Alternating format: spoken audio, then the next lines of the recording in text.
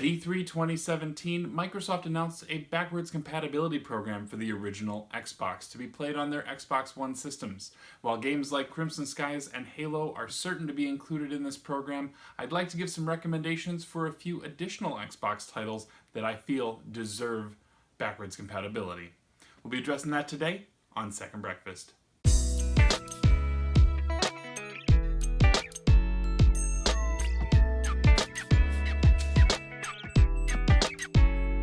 Musty Hobbit, and there's nothing that a hobbit loves more than another helping of Second Breakfast, so welcome back. Today we are talking about games for the original Xbox that I feel deserve backwards compatibility. So let's jump right in. All of the titles that I want to talk about today are console exclusives, meaning that they are not available on either the PS2 or GameCube, which were the other two systems from that generation, although one of them or two of them at this point may be available also on PC through various means. So let's jump right in. The first one, I feel like this is a shoo-in. Let's talk about Elder Scrolls 3 Morrowind. This was the first console Elder Scrolls game, much like Oblivion and Skyrim before. This is an open world RPG, one that allows you to really take any direction that you'd like. It is a fantastic title, and it actually, I feel, holds up very well. The version that I have and the version that I think would be suitable for this would be the Game of the Year edition, which comes with 2 expansion packs. Remember when we did expansion packs? And it would even be nice to see maybe the inclusion of achievements for those. And that really applies to, I think, all of these that I would like to suggest. But yeah, let's see about getting Morrowind in there. Next up, one of the more difficult games for the original Xbox, and again a console exclusive. It is Ninja Gaiden, based on the original series from the back to the NES days. This is your ninja action game. This game is immensely difficult, and I think, again, inclusion of achievements would help sort of cement your gamer cred when it comes to finishing this game on any difficulty other than Ninja Dog. It is a beautiful game. Really, for the time that it came out, it has fantastic graphics and plays solidly. They have released more recent titles in this series, but Ninja Gaiden and Ninja Gaiden Black, both, I think, are well deserving of backwards compatibility. Now, there are a number of dungeon crawler style games on the original Xbox, with the Baldur's Gate Dark Alliance series 1 and 2 being on there. Now, that game is not exclusive to the system, but there was another game that played very similarly that is, and that is Dungeons & Dragons Heroes. And you select one of 4 enemies who have been raised from the dead to fight an evil power. It does play out a lot like your Baldur's Gate Dark Alliance, your sort of dungeon crawl, hack and slash type of title. Very good, graphics hold up, and it is well worth giving a try. I would highly recommend Dungeons & Dragons Heroes. My next recommendation for backwards compatibility would be Sudeki. Sudeki is an action RPG that does a great job of blending genres. You have your third-person action hack and slash style combo-based fighting, and then 2 of the characters also go into first-person mode. So you actually have a blend of third-person action and first-person shooter in a fantasy RPG. This game, I feel like, does a nice job. It's very colorful and very jovial. There's a fair amount of fetch quests and things like that with an interesting story to kind of keep you motivated there. Lots of upgrades, your normal stat trees and things like that. Well worth a try. Well worth getting backwards compatibility for the Xbox One. So that is Sudeki. And my last major recommendation is going to be a first-person shooter for the system. Like I said, I'm not talking about Halo today. Let's talk about Namco's Breakdown. Now, Breakdown for me is a special game. This game really changed some of my perspective as to what a first-person story-based game is. Being a first-person shooter, it obviously has very core mechanics that are traditional to most first-person shooters since the late 90s. This game, you never leave first person. You also, every action that you do takes place, you actually have to engage those things. Pick up a piece of ammo, you have to actually hit a button, and then you have to claim it and actually take it into your inventory. Eat a health pack, or eat a bar to restore your health, you're actually doing that.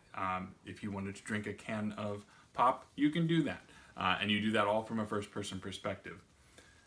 Built into that is this engrossing sci-fi story that you are learning about as it proceeds.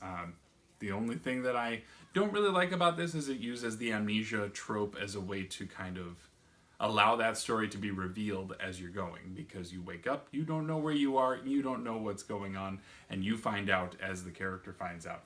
This game is fantastic, and the one other thing don't want to forget about is that it's not just shooting. This game is a first-person brawler.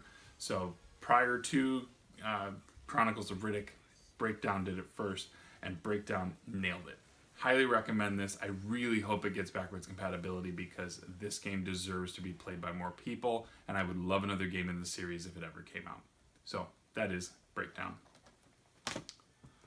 As an honorable mention, wouldn't be Second Breakfast if we didn't talk Lord of the Rings, and the Xbox was around when the original, when the trilogy was released. I would like to see one of the movie-based games come out. Now, obviously, The Two Towers and Return of the King are high recommendations there. These are your, again, third-person action games, kind of combo-based, hack-and-slash type thing. You can play with a friend. It is extremely good. But the one that I'd like to see happen is effectively Final Fantasy X in Middle-earth, and that's the Third Age. This game, while it is a simpler version of something like Final Fantasy X, it plays as an accompanying story to the trilogy itself. And even crossing paths with characters from the trilogy throughout, I would highly recommend giving it a try to see if it is up your alley. But if you liked Final Fantasy X, if you like that kind of RPG, a lot of the same elements are present here. Highly recommend. Give it a try. Hopefully, again, those and the other ones I mentioned get backwards compatibility at some point.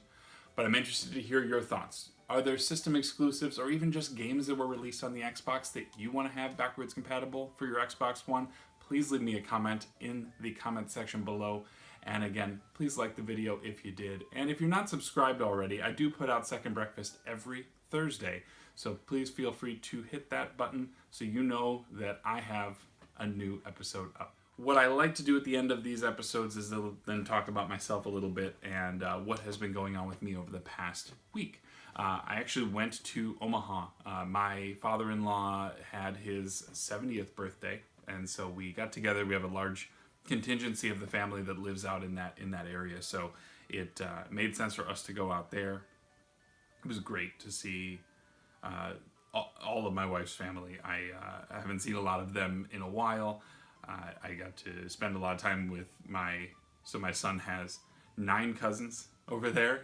We got to see all of them. I got to do a little bit of game hunting, which was nice. So I went out there thrift shopping a little bit one day, and then I hit up a couple of retail shops. One of them in Omaha is called Pop Culture Exchange. It is a wonderful shop. If you are ever in Omaha, look it up, drop in. They have such a wide selection of pretty much any kind of thing that you'd be interested in. There's vinyl, there's action figures, there's a whole Star Wars corner, there's old kiosks for video games, there's big box PC, there's an entire DVD wall, Blu-ray wall, it's immense. One of these days, I'd like to actually record there. This is only my second time I've been to that shop, so I really didn't want to push it, but if I have more time in the future, I would like to highlight that shop because it is really, really cool. I really like that. That really took up the bulk of my weekend.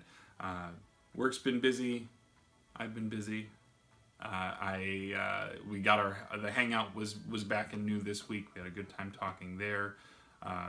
To those of you, I guess I'll just say to those of you who are getting a SNES Classic this week, congratulations. Or to those of you who are going out to find one, good luck. I hope that everyone who wants one can get one. I hope that everything that's being said is legitimate, and I hope that the plan is to get those out quickly and to as many people as possible. So best of luck. I hope to be getting mine as well. I have a reservation, but I think I'm going to go look just to be sure, because I still would like to get one as soon as I can. Anyways, I did get one question today from Kyle, and that is Kyle from Game Time Arcade and Game Time with Kyle. And Kyle asked what my dream Final Fantasy title would be. Like if I could make my own title, what would it incorporate? And it's a tricky one because I've recently started playing some of the 16-bit ones, and those have a lot of elements that are great, but I don't know that would necessarily be my dream Final Fantasy game. I'm partial to 8. I like the lifelike characters in 8. So if it were going to be, depending on what generation we look at, you really can't beat a 16-bit one. Maybe if I could get 8 redone as a 16-bit one, 16-bit Final Fantasy game, that would be a really interesting kind of spin.